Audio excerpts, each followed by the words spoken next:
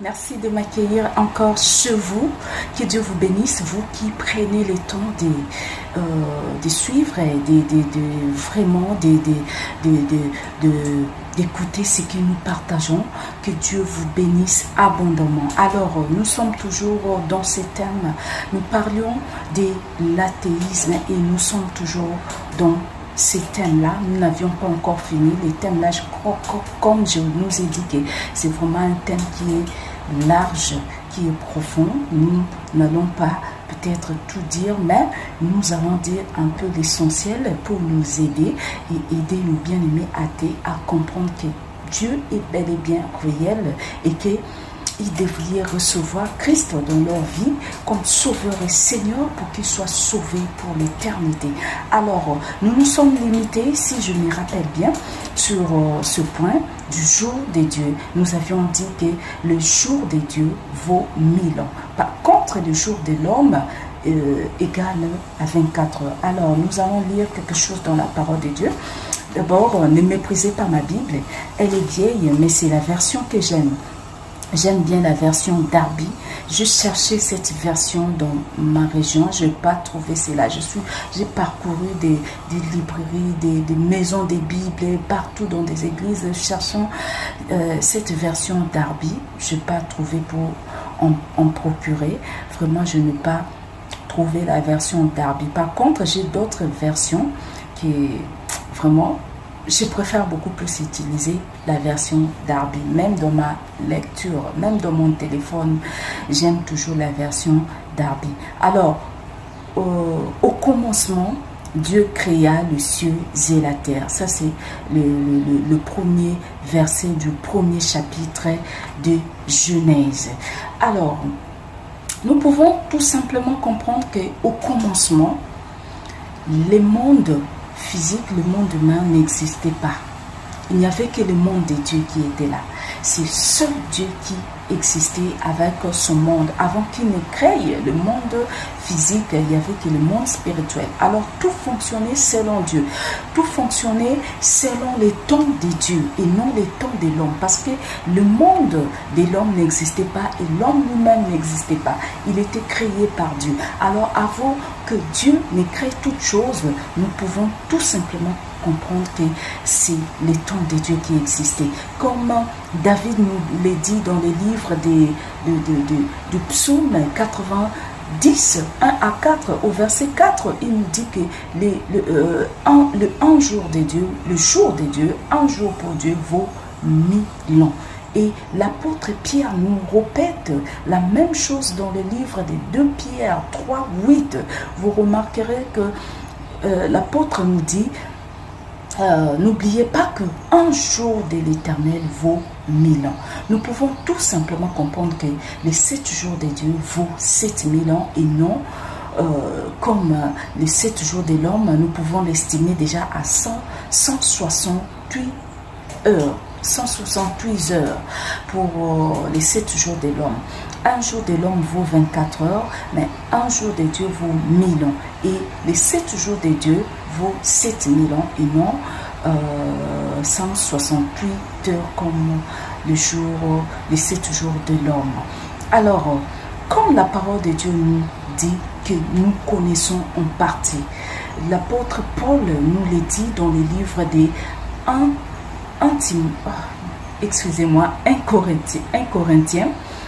Corinthiens 13, 9 à 10. Lisez chez vous, vous allez comprendre que nous connaissons en partie, nous prophétisons en partie, mais quand ce qui est parfait sera venu, ce qui est en partie aura sa fin, cessera d'exister. Donc pour l'instant, même les dieux, même nous là qui parlons des dieux, nous les connaissons qu'en partie. Nous ne connaissons pas Dieu dans sa profondeur, dans sa totalité. Nous ne les connaissons pas dans son entièreté. Nous allons les connaître que quand nous serons auprès de lui. Voilà pourquoi l'apôtre Paul nous les a dit que nous connaissons en partie. Dieu nous a révélé qu'une petite portion de sa connaissance. Nous connaissons Dieu en partie. Et quand le moment viendra, C'est pour cela que j'ai toujours dit que l'éternité nous réserve des surprises. L'éternité réserve des surprises à tout le monde, que ce soit païen ou chrétien. Que vous connaissiez Dieu ou pas, l'éternité nous réserve des surprises. L'éternité vous réserve des surprises. L'éternité me réserve des surprises. Alors, à l'éternité, nous avons des surprises agréables et désagréables. Déjà, là, nous commençons déjà à aborder ce que je nous ai dit. Mais nous ne pouvons pas révéler ce secret-là sans pour autant nous révéler des profonds secrets. Parce que avant d'y arriver, nous commençons d'abord par des grandes choses que les gens ignorent. Alors, les gens ignorent qu'à l'éternité, il y a des surprises qui nous attendent. Nous avons des surprises agréables et désagréables. Il y a des surprises agréables pour tous ceux qui auront cru en Christ. Ceux qui reçoivent Christ pendant qu'ils sont sur cette terre. Si vous recevez Christ comme Sauveur et Seigneur, vous abandonnez tout et vous acceptez à ce que Christ soit le maître de votre cœur, de votre vie, que Christ puisse diriger le trône de votre vie, que Christ puisse diriger votre corps, âme et esprit. Bien-aimés, je vous dis que des surprises agréables vous attendent à l'éternité.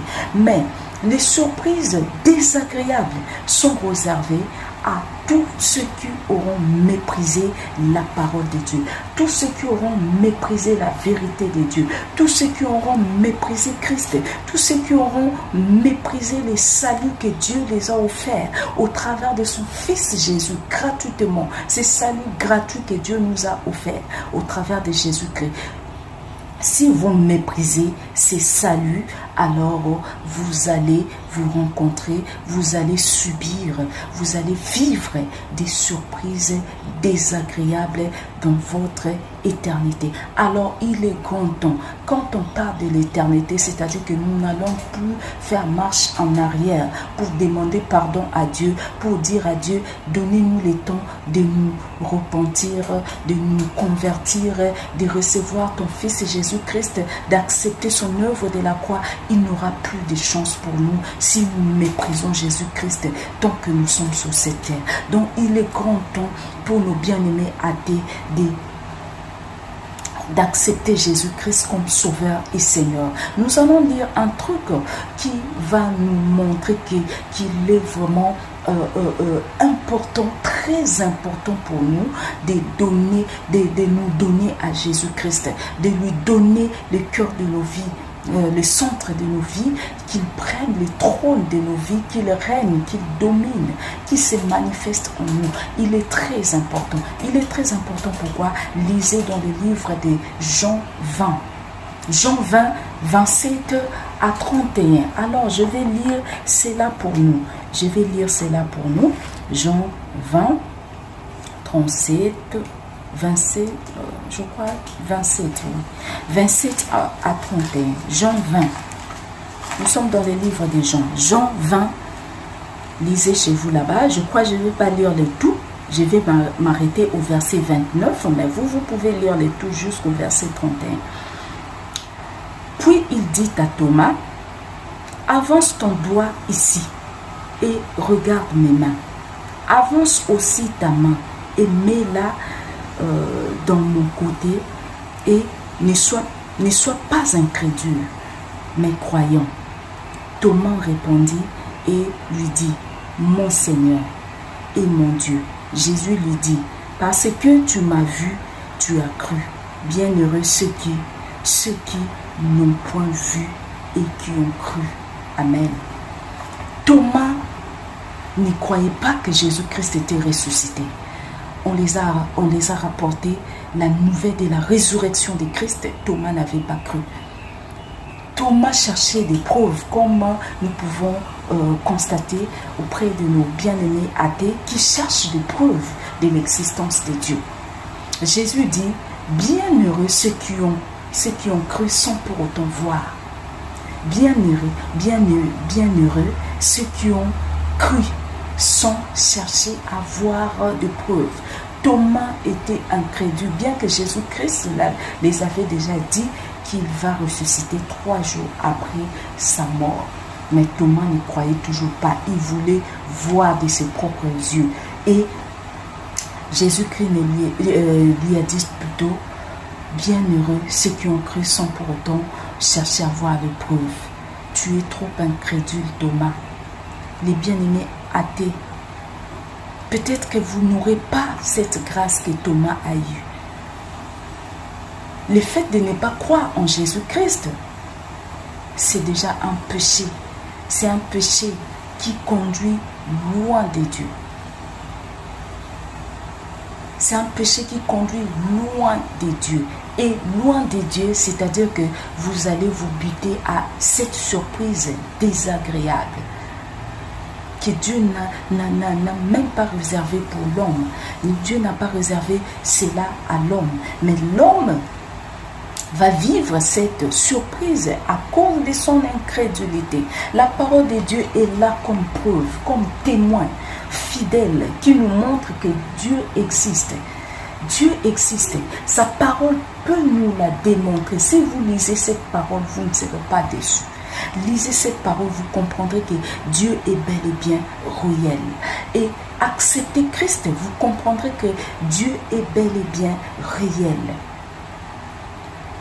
Thomas n'avait pas cru. Dieu n'a pas seulement la même manière de se révéler. Dieu peut ou ne pas se révéler à vous pour que vous croyez. La seule manière que Dieu a réservée à l'homme, d'une manière, si je peux le dire, universelle, c'est seulement en croyant en son Fils Jésus-Christ. Vous pouvez remarquer cela dans le livre de Jean 3,16. J'ai toujours répété cela parce que c'est vraiment la fondation de l'évangile. Jean 3,16, car Dieu a tant aimé le monde, voilà qu'il a donné son Fils unique, afin que tout celui qui croit en lui ne périsse point, mais qu'il ait la vie éternelle. Alors, si vous cherchez seulement les preuves, vous ne verrez peut-être pas Dieu. Dieu peut peut-être se révéler à vous, comme il l'a fait avec Saul de Tarse. Saul de Tarse qui persécutait les chrétiens, mais Dieu s'est manifesté, s'est révélé à lui. Saul de Tarse n'avait pas reçu l'évangile comme ça, comme vous le recevez, mais Dieu s'est révélé à lui. Mais peut-être que ça ne serait pas le cas avec vous. Peut-être que Dieu ne va pas se révéler à vous de la même manière qu'il a fait avec Saul de Tarse. Ou encore comme Jésus s'est révélé à Thomas, s'est manifesté devant Thomas. Peut-être qu'il vous faut simplement de croire à l'existence de votre Créateur, et cela vous suffit pour que vous soyez sauvés. Bien-aimés athées, bienheureux ceux qui croient sans pour autant voir les preuves. Si vous croyez à l'unique seul Fils de Dieu que Dieu a donné pour le salut de l'humanité, si vous le croyez, vous avez la vie éternelle. Je sais que vous cherchez des preuves, mais la preuve est là. La seule preuve qui nous montre, qui nous démontre que Dieu est bel et bien réel. Et lisez cette parole, lisez en compagnie du Saint-Esprit. Comme je l'ai dit l'autre fois, le Saint-Esprit vient seulement dans la vie de celui qui a reçu Christ comme Sauveur et Seigneur. Il s'installe et va maintenant vous révéler des preuves. Moi, j'ai reçu Christ, c'est pas par une vision, c'est pas par une démonstration surnaturelle, non. J'ai cru en cette parole et maintenant, aujourd'hui, je vous dis que je suis témoin des œuvres de Dieu. Dieu s'est révélé en moi et aujourd'hui, moi, je peux témoigner cette vie de Christ. Je sais que Christ vit en moi. Je sais qu'il est réel. Je sais qu'il me réserve des surprises agréables pour l'éternité. Et je crois en cela. Et j'ai une ferme assurance en Jésus-Christ. Et je sais aussi qu'il y a certaines personnes qui sont devenues athées tout simplement parce qu'ils ont côtoyé, ils ont fréquenté des sectes, des religions. Jésus-Christ n'est pas une religion. Jésus-Christ, c'est une relation. Si vous avez côtoyé des religions, bien aimés, vous serez déçus. Certains sont devenus athées parce qu'ils se sont butés à des faux hommes de Dieu. Des faux hommes de Dieu. Sachez qu'il y a, Jésus-Christ avait dit qu'il y aura des faux Christ. Il y aura des gens qui se présenteront comme des Christ. Des démons qui se présentent sous forme de Christ et se révèlent à des faux hommes de Dieu, à des faux prophètes, à des faux serviteurs de Dieu. Et ceux-là ont un seul but, de pervertir l'évangile de Christ, de rendre des chrétiens incrédules, de les éloigner du vrai chemin de Dieu, de rendre certains athées, que les gens vivent des déceptions sur le plan divin pour qu'ils s'éloignent directement et définitivement de Dieu. C'est ça le but de l'ennemi. Il y aura des faux Christ, c'est-à-dire qu'il y a un seul vrai Christ et plusieurs faux Christ. Mais comment reconnaître les faux Christ? Les faux Christ viennent et ils tordent les sens des Écritures de Dieu. Ils ne révèlent pas la vérité de Christ.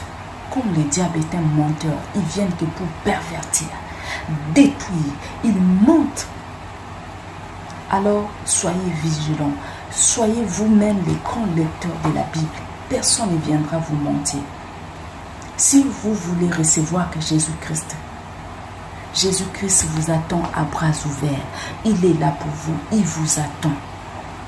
Jésus vous attend. Donnez-lui votre cœur. Dites-lui, Seigneur Jésus, j'ai besoin de toi. Je t'accepte dans ma vie comme sauveur et Seigneur. Je sais que tu es mort sur la croix de Golgotha pour moi. Pour moi. Alors, aujourd'hui, je reconnais cela. Pardonne tout mon temps d'ignorance. Et je t'accepte. Je te veux comme mon sauveur et Seigneur personnel. Règne dans ma vie. Domine dans ma vie. Domine dans mes pensées. Domine dans mon comportement. Domine dans mon âme qui produit des comportements. Domine en moi.